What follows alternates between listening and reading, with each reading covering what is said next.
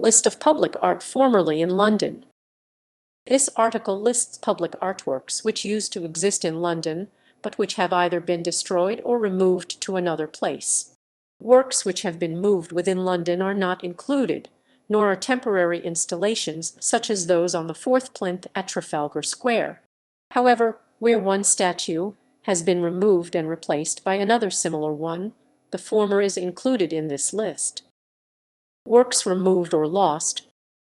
Prior to the installation of the present statue of Oliver Cromwell in Parliament Square, there was a different statue of Cromwell in another part of the square.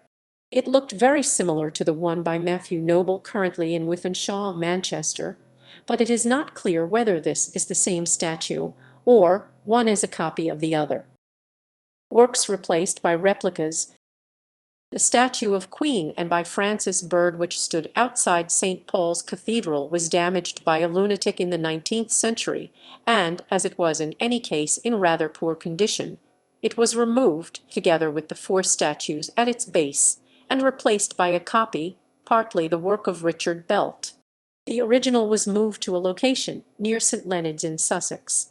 The Victoria Palace Theatre had a figure on its roof of a dancer possibly representing Anna Pavlova, by some accounts. It was taken down to protect it from the bombing during World War II, and apparently was mislaid as a result. A replica of the original was installed in 2006. Works removed and subsequently returned.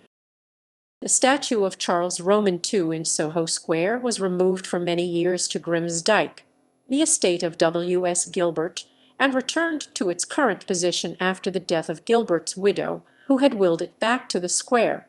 It was originally accompanied by four other statues representing British rivers, and the current whereabouts of these is unknown. They have probably been destroyed or buried.